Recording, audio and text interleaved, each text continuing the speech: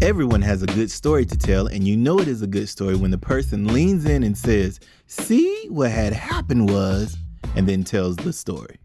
This podcast provides those opportunities to tell those types of stories in education. The stories will be from the good, the bad, and everything in between. We wanted to do this podcast to showcase stories in education and to give flowers to educators who deserve recognition for their excellence. Our guests will feature parents, students, teachers, administrators, and just about anyone who is involved in education. These stories will inspire you, challenge you, and help you to reflect on your practice of education, whether it be from the inside of the classroom or outside. If you have a good story to tell, we'd love to hear it. Email us at contact@andredoughty.org. We'd love to have you or your story on a future episode. See What Had Happened starts now. Welcome to a special edition of See What Had Happened, where we discuss stories from the good, the bad, and everything in between. We are your co-hosts, Danielle and Andre Daughty.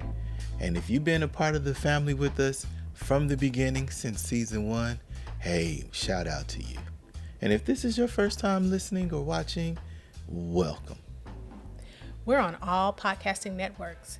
And if you would like to see the show versus listen to the show, follow us on YouTube.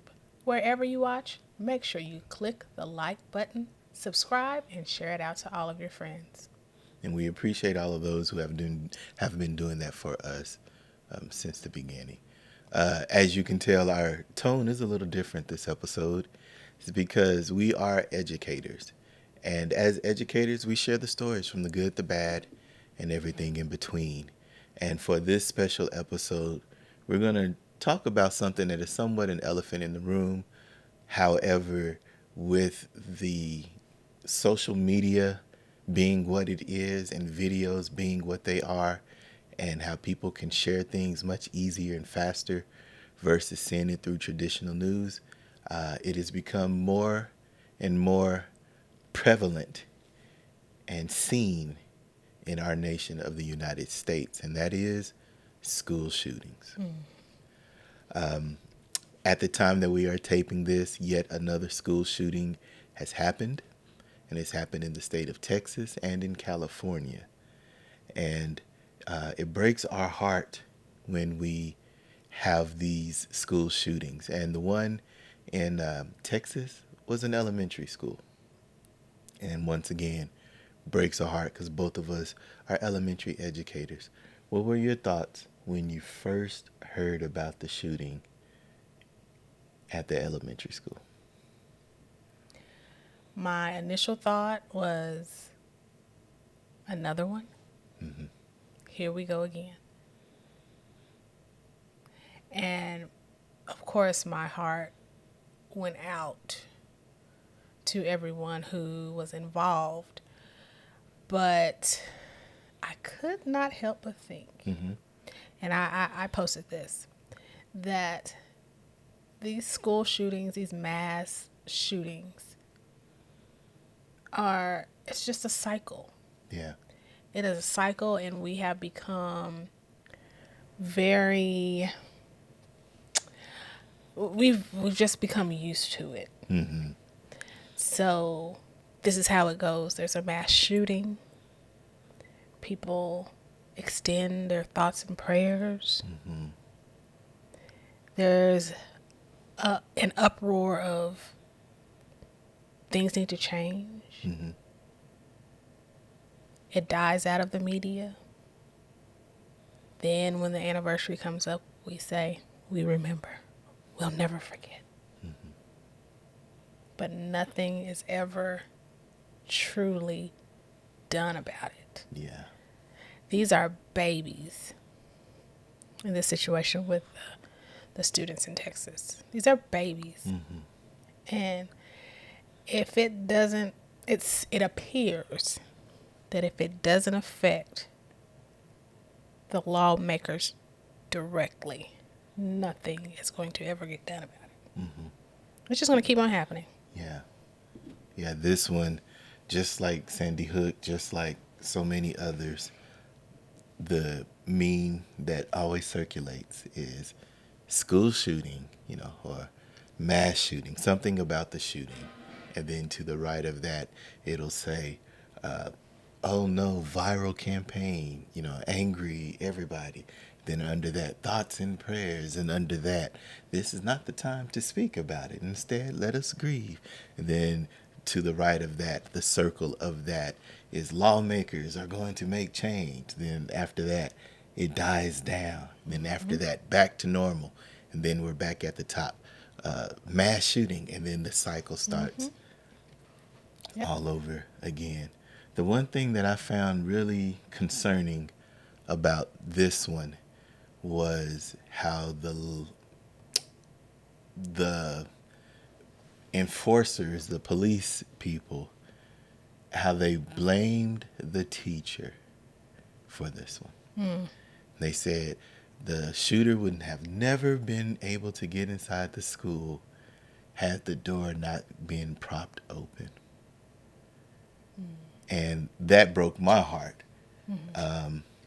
because instead of really talking about the root of the problem, which is yet another person having an assault type of a weapon or an military grade type of a weapon, instead it was, had the teacher kept all the doors shut and never would have propped open that door, then this would not have happened. And then as teacher, I thought to myself, do you know how many hundreds, if not thousands of times, teachers, principals, everyone has propped open a door for this, that, or the other? And that's where it broke my heart. I can remember visiting schools where their doors never opened because it was broken, or the doors never locked because it was broken. And that is a fire hazard. I can also remember all of the times where people's key fob or their card that is connected to opening the scanner and the technology, how you would run your card or your ID across the little plate and it wouldn't open. And so for this enforcer, this law person, to blame it on the teachers, that broke my heart. On top of all of the Everything other else. things. Yeah. Yes. Top of all of the other things. Based on the news story, as of right now, with the information at time of this taping, there were 21 total people who passed. 19 of them were students, 2 were teachers. Of the 19, based on the news reports, they were all in the same class. And several of those students, mainly I think it was 4th grade. So think of all your 4th graders. Several of them, 10-year-olds. yeah, had cell phones. And they were calling and whispering and pleading and begging people to come save them. Now, my 9-year-old, 10-year-old brain, the heroes, you think elementary, you're not as jaded to how the politics of care or the politics of right and wrong, and how oftentimes it's not as easy as black and white. There's gray in that. At that age, you always think about the heroes. Shoot, 4th graders have social studies standards that talk about who are your heroes in your community. So imagine having that conversation of who are the heroes in my community. We're talking about our police people, our fire people, our medical people, our educators, the people who are typically the heroes in the community. And how so many of those students were whispering and begging and pleading for help and calling and recalling and calling and recalling. One person called, I think, a total of 5 times, saying, please help. Why aren't y'all here yet? Please come. Please help. Why aren't you here yet? Yeah.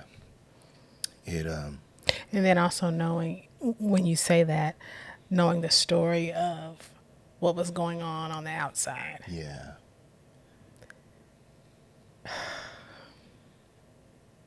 Or hearing of the shooting and you're a parent and you take off work and you run up there because you want to try your best to help save your babies in some way. You just need to be there. And once getting there, you're being held back or tased or handcuffed. Yes. As you hear the police scanners saying the shooter is still active inside. So in your mind, you're saying, my baby maybe isn't hit yet. I've got a chance. I can protect him, her, they. One of the stories, and this several of the parents did this as well, but one of them made the news. She was handcuffed. She was tased in some way. They took the handcuffs off of her, and instead of her staying near the police, she went in the back part of the school, climbed a fence, got in, found her babies, found some other students, got them out through the back way. I see nothing wrong with it. I Yeah. would have done the same thing. And there's no way that anybody can judge and say, "Oh, she shouldn't have done that." Your motherly instincts Yeah. kick in when they kick in. I mean, all bets are off. Absolutely. So, And for parents who perhaps don't even know how to shoot a weapon, like you said, when that parental instinct kicks in, I'm going to do whatever it takes to save my kids. Sadly, it wasn't just parents sneaking in the back trying to get their kids. There have been reports that allegedly police people also snuck to the back, found their students, and took their students out. okay, here's my question. If that is the case, Right. why didn't they get other students Right. and get them out of the building? And not if you're a police officer. Now, if I'm just a regular parent, I probably would have got some other students and gotten them Yeah. out too. But if you are if you're trained law enforcement and your job is to protect and serve everybody, not just your kids. Yeah. So why did they not go and get not only their kids but other kids and Right. take them to safety? That's my hope. It wasn't reported based on what I read. But my hope is if Okay. their kid was in room 147 and the shooter was in room 111, my hope is that those law enforcement personnel said, room 147, I found my kids. Come out. Go Everybody. this way. Yeah. That's the hope. Yes. Sadly, also, they now have timelines of when everything went down. And that breaks my heart all over again to know that there were at least a dozen officers right outside of the room 111. And they just sat and chilled. 111 was where all the students were. And they just sat there and they chilled. Or they were arresting or handcuffing parents. No, that was another group of police officers. Oh, okay. I think it was up to 19 who were in that hallway of room 111. And the door was locked and they could not break down the door. Now, that must be one of the best doors and locks that I've ever heard or seen in a school. For people to not be able to kick down the door. They had to find a custodian who had the key and then get the key and unlock it. Versus breaching. There's just a whole lot of things that were wrong with that. Thoughts and prayers, of course. But I'm also We really need some hoping for action. We need some action. It's time for some action. Let me go back a little bit. When I think about those babies, even the teachers that are in that classroom, I go back to when we had to do intruder drills. Okay? And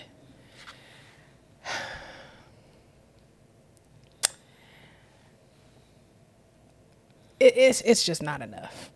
It's not enough. I think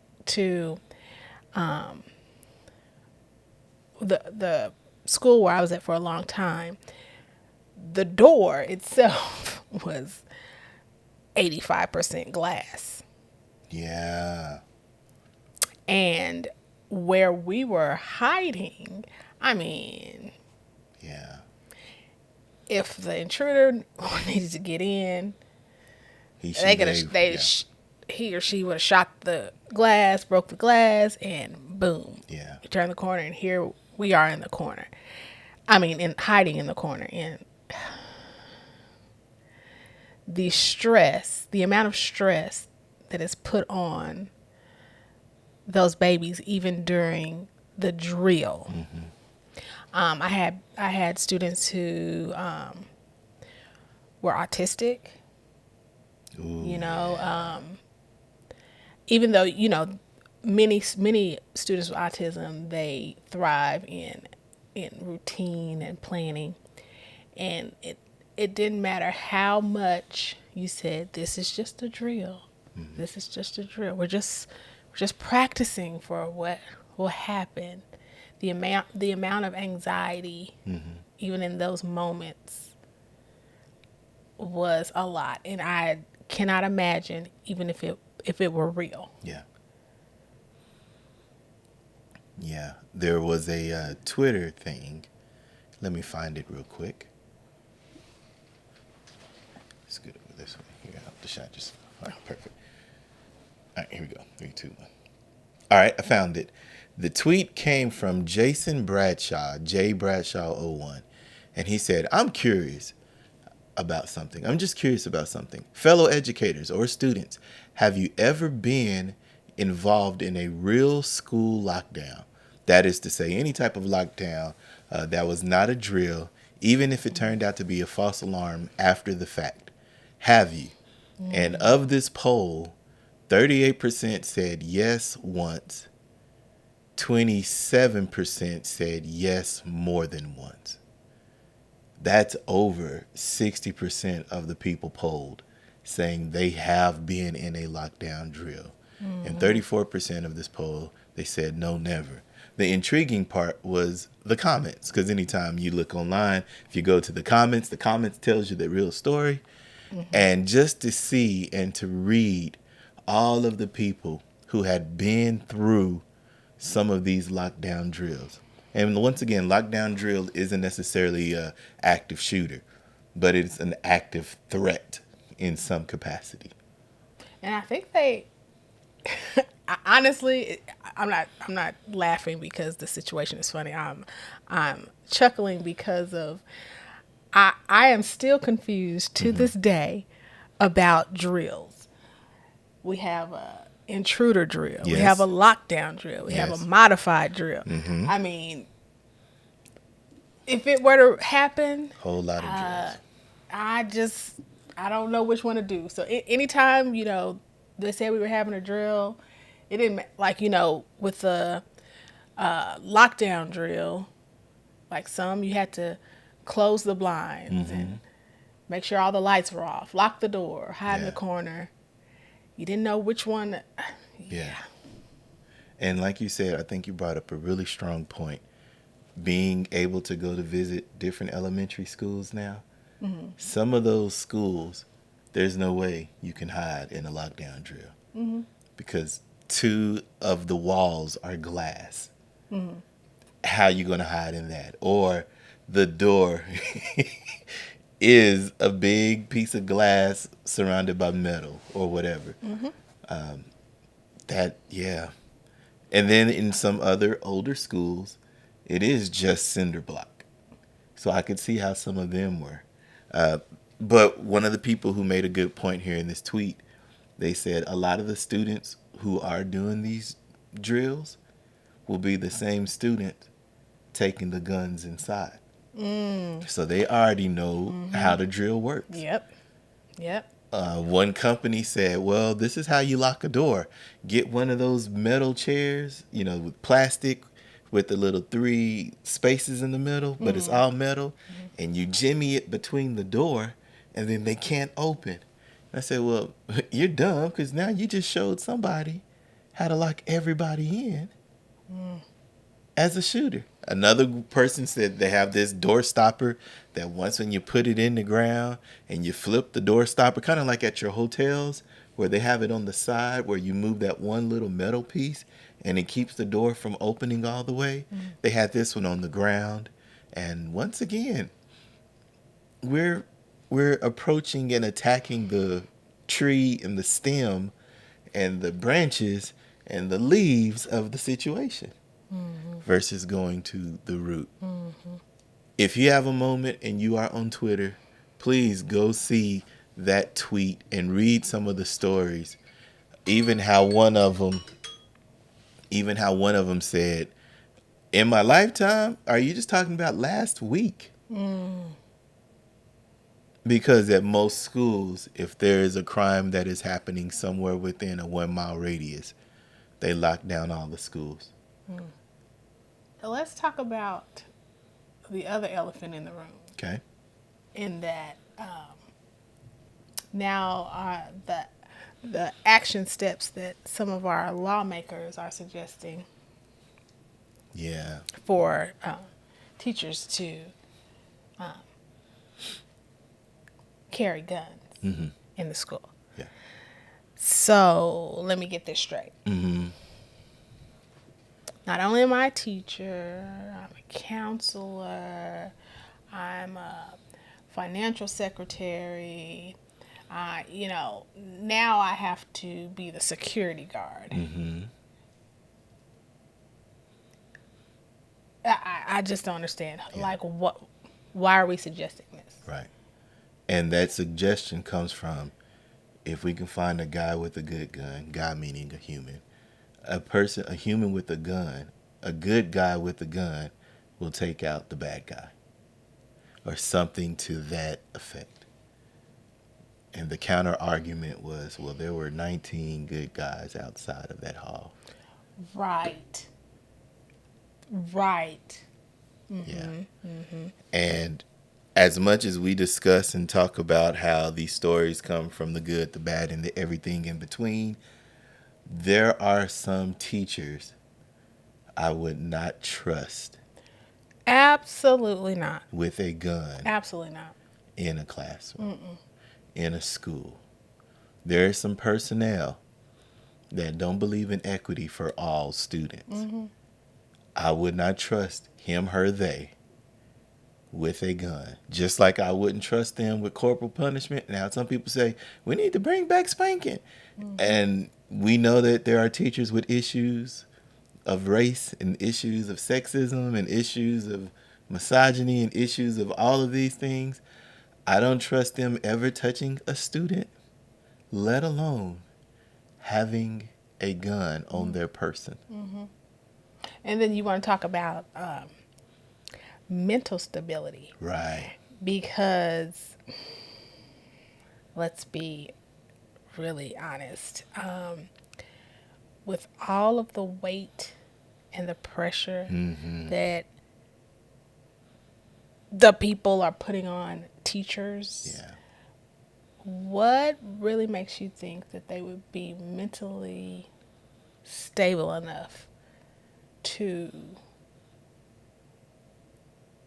pull the trigger or be responsible enough to try to protect your child?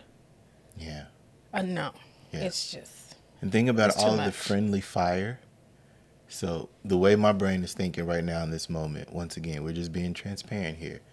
If at times some of our officers and our personnel fear for their life and they pull the trigger accidentally on black and brown students, or they went for the taser and instead of the taser gun, they accidentally, or the pepper spray, or I feared for my life. In those moments, I don't know how much training it would take for teachers to say, in this moment of this active shooting drill, I'm not only going to go to the gun case, unlock it, open it up, put the clip in, take off the safety, and then aim at the right person. I think it would be a lot of friendly fire. And one thing that I shared on Twitter was most teachers, if you gave us the opportunity to carry a gun and there was an active shooter, most teachers I know would try to talk the student down versus throw the shot or shoot the shot or fire the weapon or whatever. Most teachers, the one that went famous a while back, there was a student and the student was going ham, and that student was on a fire. He had the gun.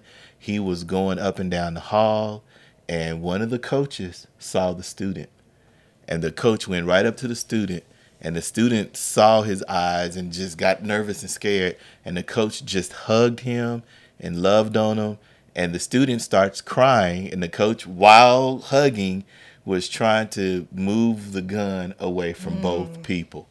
And he did so successfully. The gun was dropped. The kid kept crying. The student kept hugging him.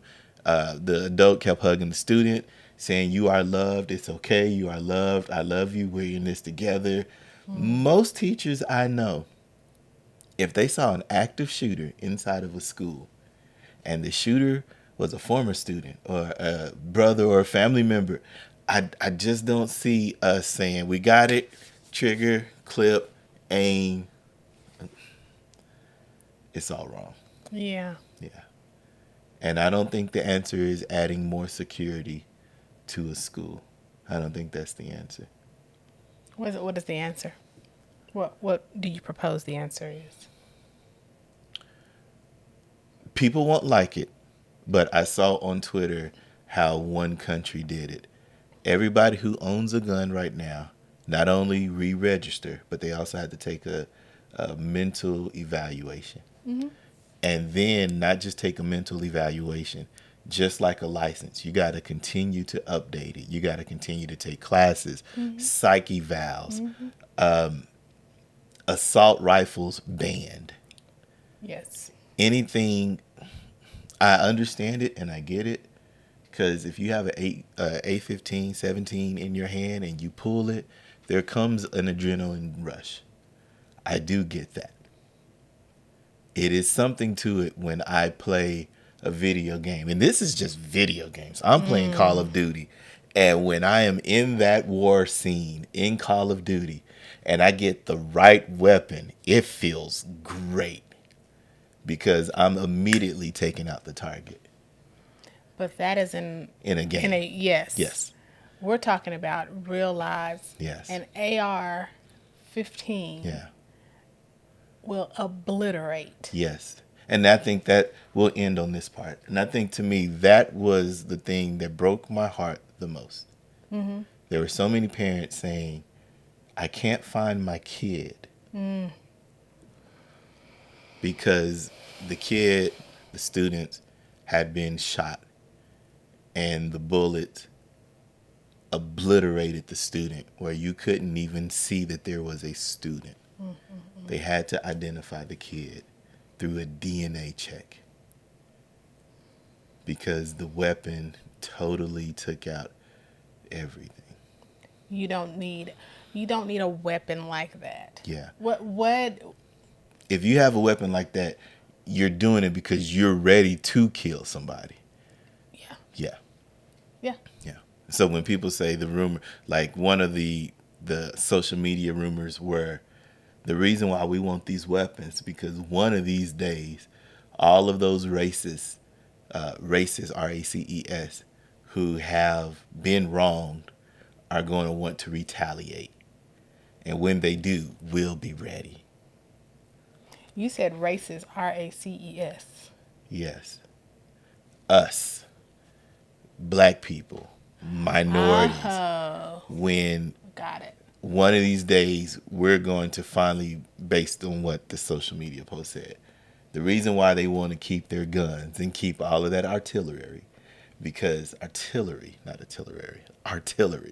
is because one of these days, the black people and the Latinx, the Hispanics, all our Asian community, all of those races who those ethnicities that we've done wrong, they're going to all get together, join together, and then they're going to start a civil war. And if we don't have these guns, they're going to beat us. That's what's going to happen. I'm just telling you, this is the rumor. Memo. This you is got the that memo? I've seen this rumor for quite a many years. Wow. Quite a many years. So that is terrible. Yeah, because then my thought is, so one, you can agree that your race has been evil to all the other races. For you to say they're going to get us back for all the bad we've done, that means that you've just admitted that you've been doing bad by certain communities. And then two, you're ready to kill and to destroy. Not have a conversation and fix. Woo. So, yeah. Thoughts and prayers, but now it is also time for action. We would love to know what you all think about this. What could be the solution to all of these massive shootings that are happening in communities and churches and malls and schools and theaters and all these other places? Give us your thoughts. Let us know about it. Well, we've reached the end of another episode of See What Had Happened. You can connect with us on YouTube for previous episodes or where podcasts are located. Don't forget to join us next time on See What Had Happened. This podcast is a proud member of the Teach Better Podcast Network. Better today, better tomorrow, and the podcast to get you there. You can find out more at teachbetter.com/podcast.